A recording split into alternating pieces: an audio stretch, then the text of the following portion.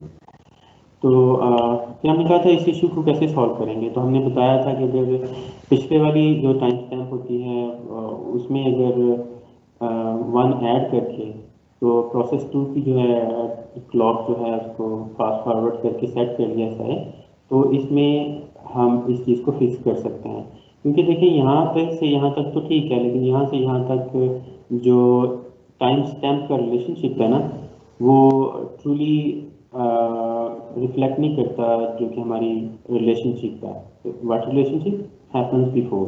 आप यहाँ पे देखिए कि P3 is not happening before P2, ठीक है। ये पास्ट में हुआ था और फ्यूचर में उसकी जो है वो रिप्लाई भी यहाँ पे रिसीव हो गया, ठीक है। Okay okay.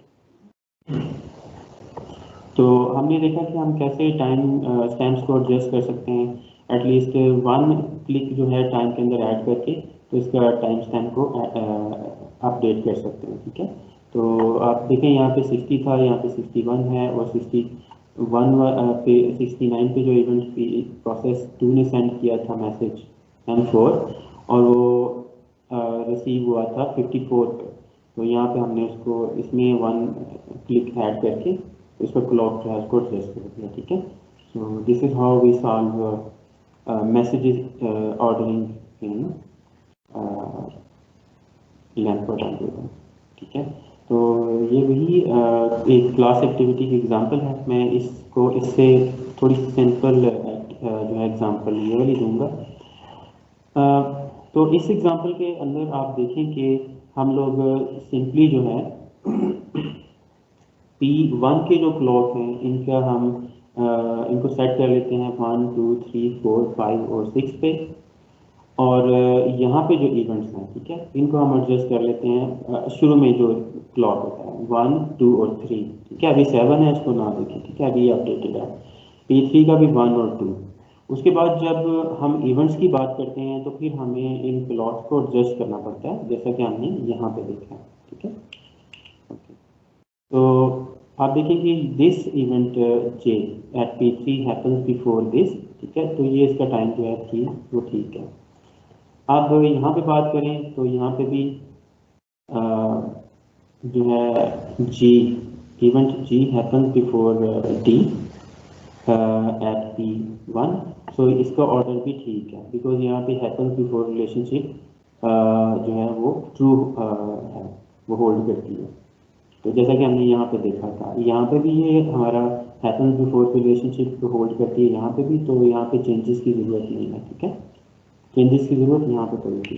तो हम इस एग्जांपल के अंदर देखते हैं कि यहाँ पे कब जो हमें इस तरह की ज़रूरत पड़ती है।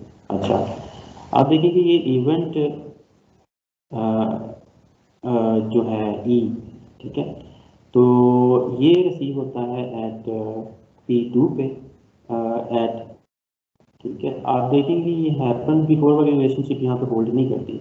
तो हम क्या करेंगे, यहाँ पे इसमें एक क्लिक ऐड करेंगे और इसका टाइम जो है अपडेट कर देंगे टू 6, ठीक है। अच्छा, तो आप मुझे को बताएगा यहाँ पे 7 कैसे आ गया। यहाँ पे ओरिजिनली था 1 2 3, जैसे कि हम किसी को भी टेक्स्ट को हम मार्क कर सकते हैं। जब हम उसकी वैल्यू को 6 करते थे तो फिर 6 के बाद 3 नहीं आता, तो फिर हम उससे नेक्स्ट वाली वैल्यू को चेंज कर देते थे। जी मरियम, आपने बिल्कुल ठीक कहा है, थैंक यू। और यहाँ पे मुझे को बताएगा कि ये 6 यहाँ पे है, ठीक है, और ये यहाँ पे 2 से 7 कैसे हुआ।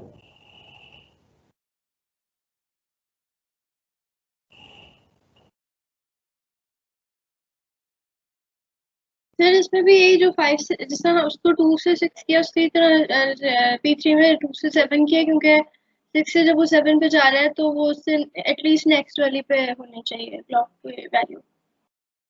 जी बिल्कुल, आपने अगेन जो है बिल्कुल ठीक कहा है। तो हमारे पास एक फार्मूला था कि max of this time and max of this time, यानी 6 और 2 का और +1। आप देखिए कि दोनों में से जो मैक्स है ना वो 6 है, और इसके अंदर +1 करके हमारे पास 7 आ जाता है।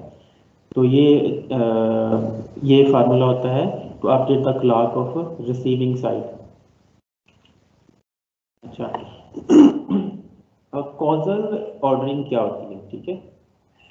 In simplest term causal ordering ये होती है कि इवेंट्स जिस ऑर्डर के अंदर सेंड किए गए हैं उसी ऑर्डर के अंदर रिसीव किए जाए, ठीक है।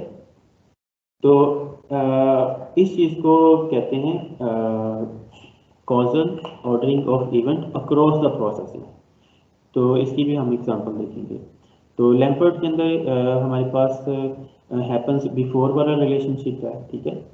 तो इसके अंदर होता है कि हम लोग ये तो बता सकते हैं कि A happens before, but if C I A happens before Cj B, then we cannot say for sure whether A happens before B or not. ठीक है? Why? Because we cannot determine the causal relationship between the two events. क्योंकि हम ये नहीं बता सकते कि जो प्रोसेस रिसीविंग एंड पे है वो ये नहीं बता सकता कि A और B में से कौन सा किस ऑर्डर में हैपन हुआ था, यानी कि A पहले हुआ था या B पहले हुआ था, ठीक है। तो कॉजल ऑर्डरिंग के अंदर हमें मेक श्योर करना होता है कि जिस ऑर्डर के अंदर इवेंट हैपन हो रहे हैं, ठीक है, उसी ऑर्डर के अंदर रिसीव हो, तो उसके अंदर वो शफलिंग ना हो। अच्छा, तो ये देखिए कि ये जो प्रोसेस यहाँ पे है, ठीक है, इसको ये आइडिया नहीं है कि इवेंट 1 2 पहले हुआ है या इवेंट 2 2, ठीक है। तो इसके लिए हमें ये जो कॉजल ऑर्डरिंग है ना, ये अक्रॉस द प्रोसेसेस करनी पड़ती है, ठीक है। तो ये हम इस वजह से इस पे एम्फेसिस कर रहे हैं, across the processes.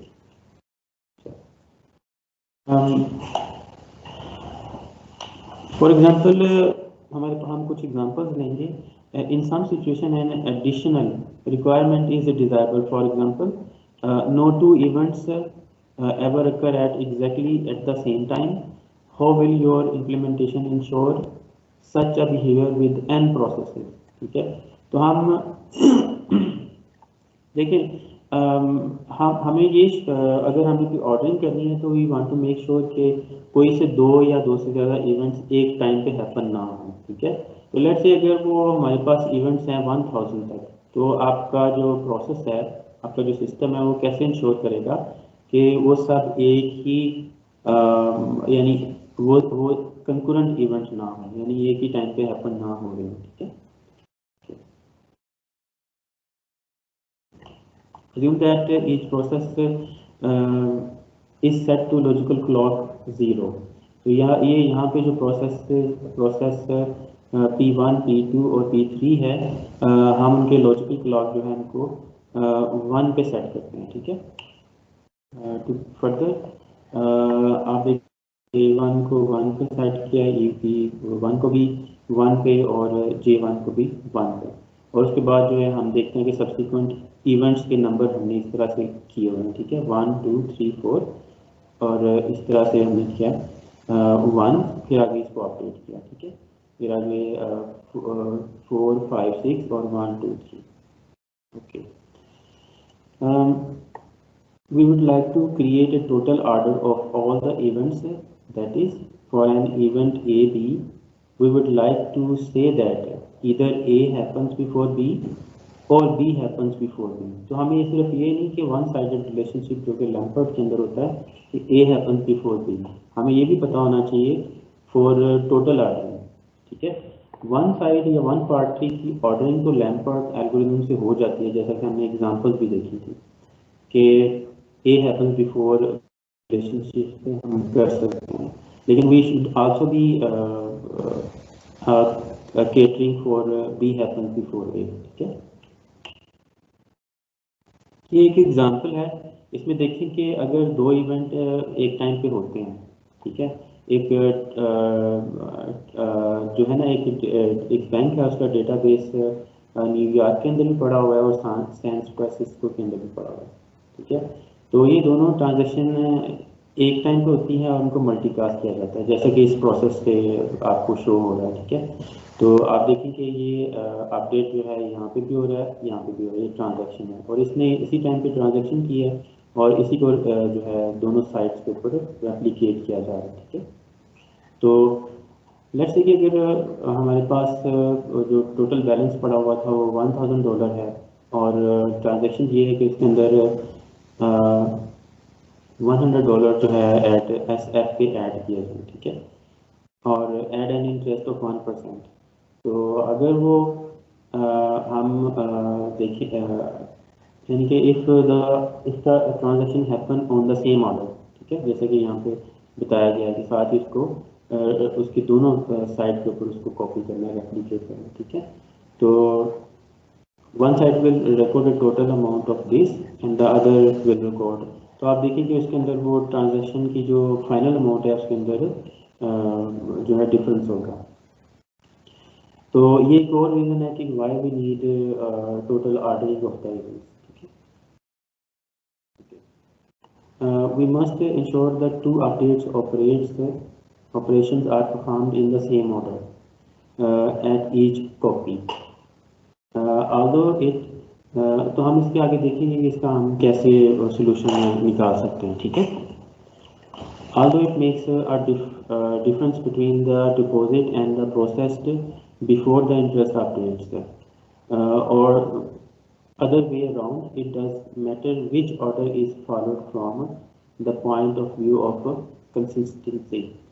We need total ordered multicast. This is a multicast operation by which all messages are delivered in the same order to each receiver. The multicast refer to the sender sending a message to collection of receivers, ठीक है। तो यहाँ पे multicast का ये था कि ये जो है यूज़र ये अपनी जो लोकल एक डेटाबेस है उस वहाँ तो कर ही रहा है, लेकिन रिमोट जो एक और साइट के ऊपर अवेलेबल डेटाबेस है उसको वहाँ पर भी करना पड़ता है। तो ये दो मैसेजेस जो हैं इसको हम मल्टीकास्ट कहते हैं, ठीक है। तो ये टोटल जो मल्टीकास्ट ऑफ मैसेजेस है ये शुड बी ऑर्डर्ड। तो एल्गोरिथम जो है इसको देखते हैं कि काम कैसे करता है। Update message is time stamped with standard logical time. Update then second step update the message. Update message is multicasted including sender itself. When the message is received, put into the queue. So ये solution है असल में, ये सारा हम कह रहे हैं ना। तो हम जो भी मैसेजेस आएंगे उनको क्यू में रखेंगे और जब तक उसकी टर्न नहीं आती है तब तक उसको प्रोसेस नहीं करेंगे, क्योंकि अगर एक टाइम में ट्रांजैक्शन होगी, एक टाइम में ब्रॉडकास्ट करेंगे तो there is a chance that के वो जो है डुप्लीकेट हो जाए, उनकी वैल्यूज हों, ठीक है। Order according to the time stamp. तो जो क्यू के अंदर मैसेजेस होंगे they will be ordered in sequence of their timestamps. Multicast acknowledge, तब तक मल्टीकास्ट का जो है उसका इफेक्ट नहीं होगा, उसको प्रोसेस नहीं किया जाएगा जब तक उसकी एक्नॉलेजमेंट रिसीव नहीं हो जाती दूसरी पार्टी को, ठीक है। तो ताकि वो उसको डुप्लीकेट ना करे अपने डेटाबेस के अंदर। Message is delivered to the application when it is head of the queue, ठीक है। तो जब ये क्यू के ऊपर फर्स्ट नंबर पे होगा तभी उसको जो है हम लोग डिलीवर करेंगे। It has been acknowledged by the involved processes, ठीक है। तो ये इसकी ये एक है हमारे पास इसकी कंडीशन की, ये भी या तो ये हो या ये वाला, ठीक है। और PI sends an acknowledgement to PJ if either of these one of three cases is true. PI has not made an update request. PI's identifier is greater than PJ's identifier. PI's update has been processed. Okay. Lamport algorithm external for the total order ensure total ordering of the events, ठीक है। अब ये जो है ये किसी एक machine पे नहीं होता, ये this is independent of different machine, ठीक है। तो ये एज ए ऑब्जर्वर जो है इसके पास ये सारा रिकॉर्ड होना चाहिए और ताकि वो टोटल ऑर्डरिंग को प्रोसेस कर सके, ठीक है। अच्छा, ये जो हमने क्यू की बात की थी तो आप देखें कि यहाँ पे हम कैसे इसको प्रोसेस करेंगे। इनिशियल जो टाइम स्टैम्प है यहाँ पे इवेंट 1 की वो 1 है, ठीक है, और यहाँ पे 1 2 है। और ये मैसेज m जो है यहाँ से सेंड किया जाता है और यहाँ पे रिसीव होता है 3.2 पे। सिमिलरली जो मैसेज यहाँ पे न्यूयॉर्क से सेंड किया गया है n, तो वो यहाँ पे रिसीव हो रहा है 3.1 पे, ठीक है। तो इस तरह से ये नेटवर्क एल्गोरिथम यहाँ पे अप्लाई किया गया है। तो आप देखेंगे कि टाइम स्टैम्प्स भी डिफरेंट हैं और इनको प्रोसेस करने का टाइम जो है एक ऑर्डर वो भी डिफरेंट है। तो इस बेस पे हम इनको ऑर्डर कर सकते हैं। सबसे पहले जो है 2.1 है, फिर 2.2 है, लेकिन आप देख रहे हैं कि 2 इससे पहले ये वाला जो है प्रोसेस किया जाएगा, ठीक है। तो ये 3rd पे है और ये 4th पे, ठीक है, ये ऑर्डर है इनका। तो यही जो हमने इसको थोड़ा सा एक्सप्लेन किया है, ठीक है।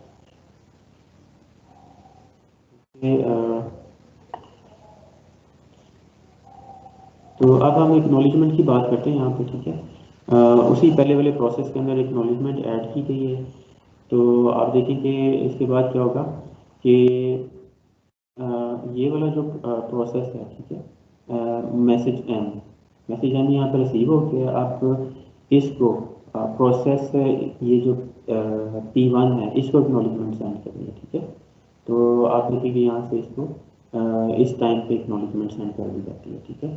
तो यही केस है, अदर वे अराउंड भी हो सकता है, ठीक है।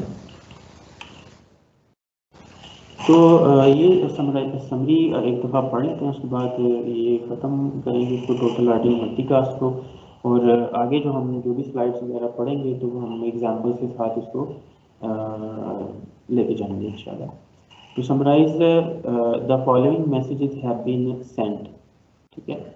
P1 and P2 have issued update operations. P1 has multicasted an acknowledgement message for M1.1. ये हमने जो सारा वो प्रोसेस देखा है। P2 has a multicasted acknowledgement message for M1.1 N-1.2, ठीक है। ये दो मैसेजेस थे हमारे पास, ठीक है। ये प्रोसेस 1 पे था, ये प्रोसेस 2 पे था। P1 and P2 have received an acknowledgement message from all processes for M1.1. Hence, the update represented by M can proceed in both P1 and P2, ठीक है। तो इस तरह से हम क्यू के थ्रू और एक्नॉलेजमेंट के थ्रू जो है हम लोग अपडेट को जो है रिप्रेजेंट कर सकते हैं both at P1 and P2। अच्छा, तो ये यहाँ तक M तक की बात है, लेकिन जितने भी इसके अंदर प्रोसेस होंगे M से रिलेटेड और उनको हम लोग इस तरह से मैनेज कर सकते हैं, ठीक है। अच्छा, तो इसके बाद देखिए कि हम लोग जो है दोनों साइड से, जैसे कि हमने बात की थी कि यहाँ पे M के लिए एक्नॉलेजमेंट है और उसके बाद जो है कुछ डिले के बाद, ठीक है, और भी जितने भी प्रोसेसेस होंगे N के उसके बाद जो है N भी एक्नॉलेजमेंट सेंड करेगा जो कि रिसीव होगी P2। तो ये हम दो प्रोसेसेस की बात कर रहे हैं, तो ये N नंबर ऑफ प्रोसेसेस इस तरह से हम लोग एग्जीक्यूट कर सकते हैं। What if there was a third process, P3, that issued an update call to call it 0, for example, O, at about the same time as P1 and P2. अच्छा, so far किसी का question है before proceeding, या अगर आपको enough लग रहा है तो यहाँ पे मैं स्टॉप कर सकता हूँ। और थोड़ा सा मैंने ये भी पूछना था कि मैं क्योंकि मुझे फीवर था, इस वजह से मैंने एक क्लास नहीं ली है, तो आप कोई सजेस्ट करेंगे कोई टाइम जहाँ पे मैं आपको ये क्लास कवर करवा दूँ? GCR आप बता सकती हैं? सर मंडे को आप लैब में ले सकती हैं, क्योंकि लैब में हम 3 घंटे वैसे ही कुछ नहीं कर रहे होते, यूजुअली हम लोग लैब बाद में करते हैं, तो अब लैब वाले दिन कर सकेंगे पॉसिबल हो। Great share very good suggestion. तो लैब में आपको कोई इशू तो नहीं होगा, सब ऐसे ही हैं? क्योंकि शेयर की सजेशन जो है ना मुझे बेहतर लग रही है, क्योंकि उसमें टाइम होता है। यस सर, लैब के टाइम ले लें, ज़्यादा आसान होता है। ठीक है चलें। अगर किसी को एतराज़ नहीं है तो फिर मैं लैब के टाइम इंशाल्लाह करवा लूँगा। और देखिए जो आपको मैंने ऑप्शन दिया है ना, यू आर ऑल इंडिपेंडेंट, आप जिस तरह का करना चाहते हो कर लो, लेकिन यकीन करो कि अपनी आसानी को ना देखो कि जिसका आपको फ़ायदा हो, और जो भी आपको बेहतर लगता है अपने क्राइटेरिया के मुताबिक, ठीक है। तो चलें, और भी आपको क्वेश्चन तो नहीं है किसी प्रोजेक्ट से रिलेटेड या लेक्चर से रिलेटेड? तो लेक्चर जो है, अच्छा लैब आपकी तो ऑनलाइन होती है ना, ऐसा ही है? Yes sir. ठीक है, तो ठीक है, कल जो है वो नेक्स्ट टाइम जो है मैं हम लोग वेक्टर क्लॉक देखेंगे, और उसके बाद जो है इसकी मैं डिटेल आपको बताऊंगा, ठीक है। तो इसमें बेसिकली सिर्फ ये डिफरेंस है कि आप देखिए 3 प्रोसेसेस है ना, तो यहाँ पे 3 जो है इसके अंदर इनिशियलाइज़र इनको कहना चाहिए कि 000 होगा, ठीक है। तो इसकी डिटेल मैं आपको बाद में बताऊंगा, ठीक है। मेरे ख्याल आज के लिए इतना नाफ है। तो सिया जो आप, या तो मैं सोच रहा हूँ कि मैं क्लास की ओपिनियन के लिए वो जो है ग्रुप्स बनाने हैं या इंडिविजुअल जिन्होंने करना है, तो आप क्लास से ओपिनियन लेके ना तो वो उस तरह से कर दें, ठीक है। जो प्रीवियस पे जाना चाहते हैं उस पर जाएँ, they are more than welcome. जो सेकंड ऑप्शन पे क्योंकि क्लास में इसमें ही किसी ने सजेस्ट किया था कि क्यों ना हम सिर्फ एक लिटरेचर टाइप कोई काम कर लें, तो क्योंकि इसमें रिसर्च नहीं है, तो वो भी मैंने ओके कर दिया था। आपके शरियार और सना वगैरह मेरे ख्याल की वो है फीडबैक कि कोई थर्ड ऑप्शन पे होना चाहिए, तो थर्ड ऑप्शन सर में जी जी सर अगर ऑप्शन जी 1 सर। चूज करते हैं और लाइक इम्प्रूवमेंट नहीं होती है, मगर अगर हम आपको लूप में रखें और आप मतलब आपके साथ ही काम कर रहे हो, तो मतलब एफर्ट के क्या मार्क्स होंगे या नहीं? नहीं यार, ऐसा कोई नहीं है कि एफर्ट के मार्क्स नहीं, एफर्ट के ज़्यादा मार्क्स एफर्ट भी होते हैं। अगर लेट्स से कि आपसे नहीं हो सका, आप कहते हो सर मैं पेपर चेंज कर लेता हूँ, दूसरे वाले से कर लेता हूँ, उससे हो जाए, थोड़ी सी भी इम्प्रूवमेंट आ जाती है, ठीक है।